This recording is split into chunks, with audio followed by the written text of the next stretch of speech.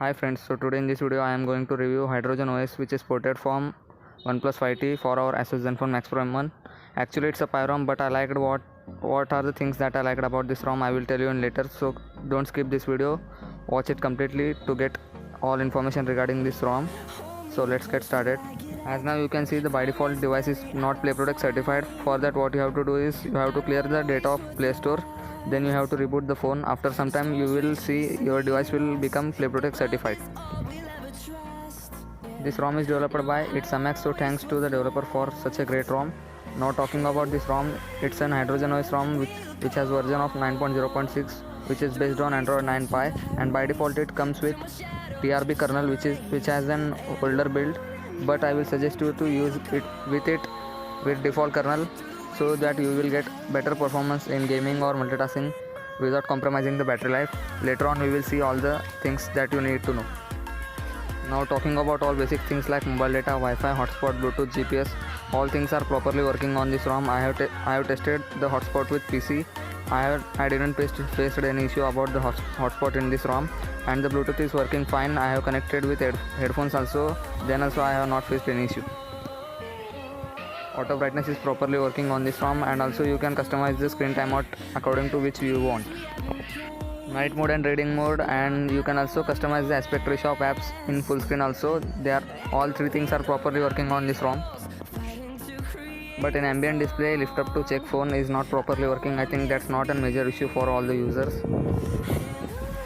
You can also change the wallpapers from here, and you can also change the themes, as here dark theme is also available, which works properly without any issue. It applies the dark theme seamlessly, and you can also change the accent color. There are lots of colors available. You can put whichever yours is favorite. You can also show the battery percentage and network traffic speed in status bar easily by applying it in the display setting. And the Bluetooth is also working properly without an issue. I have tested with Bluetooth headphones. Didn't face any issue regarding to the Bluetooth. All basic settings regarding to the sound are available in this ROM, and the sound quality is loud and clear. In buttons and gestures, swipe fingerprint for notifications and long press to take a photo are not working, but quickly activate assistant tab is properly working. When you hold the power button for 0.5 seconds, the assistant tab is launched, and you hold continuously, then you will see the power menu. Swipe to screenshot and double tap to wake and double tap to sleep are properly working on this ROM. You can also answer the call via the proximity sensor using the gesture. That works fine for me in this ROM. There are three types of navigation gestures are available in this ROM. One is 3-button menu, which is we have seen in the Oreo, and 2 buttons navigation of PI-ROMs, and one is full screen gestures, which is basically OnePlus gestures. When you swipe up from left and right, you will go back, and you when swipe up from the middle part, you will go to the home, and when you swipe up and hold from the middle part, you will access the recent tabs. So that's actually very good thing in this ROM, and all navigation gestures are properly working without any issue. Now talking about charging speed, the charging speed is slightly faster than the stock ROM. When you charge it from 0 to 100%, it takes on an average 2.5 hours to charge. That's a good thing.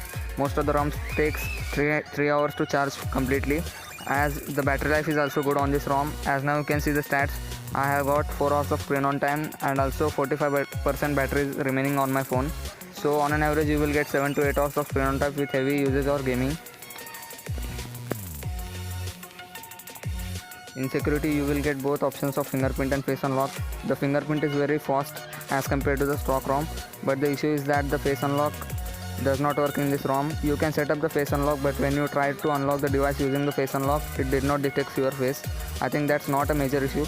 By the way, which one you will in utilities, you will get options of gaming mode, app locker, parallel space, and schedule power on off, which are properly working on this ROM.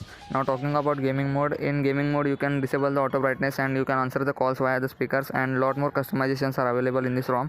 But frankly saying that there is no need of gaming mode or modules in this ROM.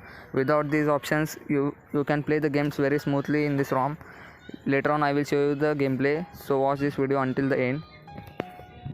In accessibility, you will get all accessibility basic settings in this ROM, and all the things are properly working in this ROM. Now talking about the UI is very smooth and fluid on this ROM. When you open the apps, it loads very quickly, and Overall, the app opening and app closing animations are very smooth, so you will not get any lags while opening and closing the apps in this ROM. You will get lag-free experience while multitasking in this ROM. The another good thing about this ROM is the RAM management. RAM management is one of the best things that I have seen in this ROM. I have opened randomly 8 to 9 apps in this ROM as I am using the 3GB RAM variant, but the RAM management is a lot more better as compared to the other ROMs. When I switch between the apps are loaded in the memory, so when you access them from recent panel, that simply does not boot up. That's actually a very nice thing about this ROM. In gaming also, the RAM management is very good. Later on I will show you the sample, so watch this video. The sound output in this ROM is very loud and clear, so you will not face any issues regarding to the sound in this ROM. Watch this video that I have shown in this sample, so you might get little idea about this sound quality on this ROM. Tell me why the comment.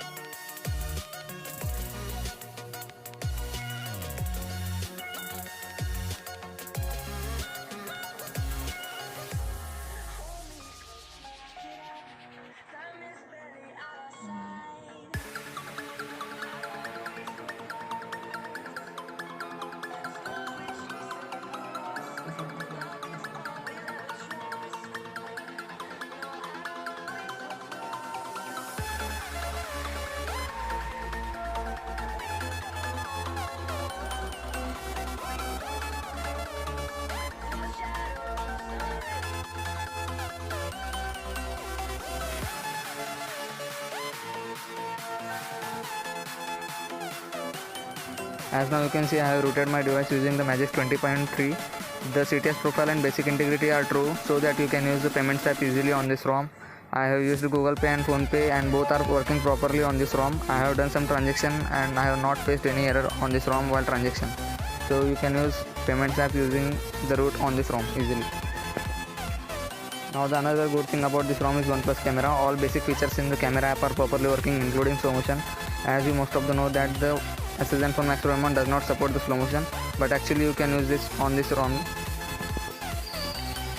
Also the shot on OnePlus watermark is properly working and you will not face any shutter lag in this ROM.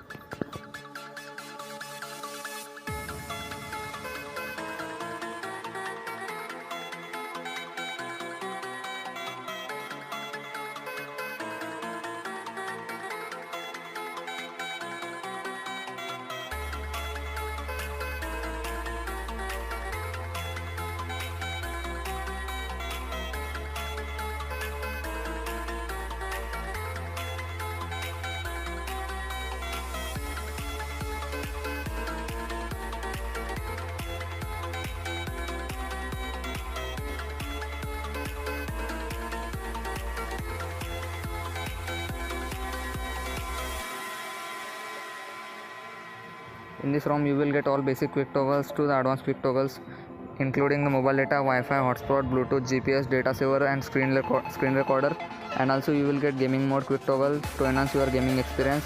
All the basic quick toggles are properly working on this ROM, and if you are using your phone a lot than usual, then you can control it via the Zen mode.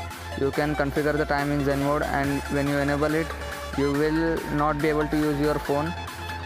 It will show you the countdown, but the good thing is that you can receive the incoming calls on your device. Now talking about the gaming in this ROM, I have played PUBG and Call of Duty in this ROM. In PUBG you will get high frame rate and HD graphics option maximum, and in Call of Duty you can play up to high frame rate and very high graphics. So that's very good thing about the COD lovers. You can play both the games at high settings, but I recommend you to play in smooth graphics so that you will get better gameplay as compared to other ROMs. The sound quality in gaming is also very loud and clear. I have tested with headphones.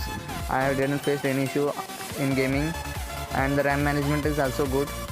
I will suggest you to use default graphics settings. If you use GFX tools or some modded files, then you might get banned from official PUBG Mobile.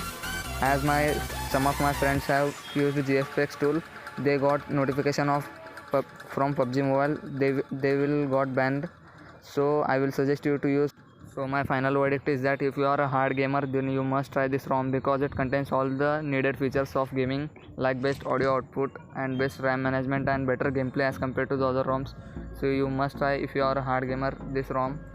And my final words are that if you are new on our channel, please subscribe to our channel and turn on notification icon to never miss any future updates, and like this video and comment if you have any query.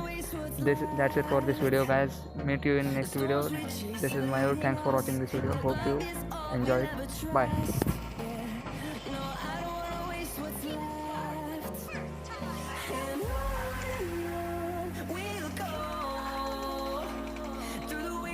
Through the highways, till my shadow turns to sun rays.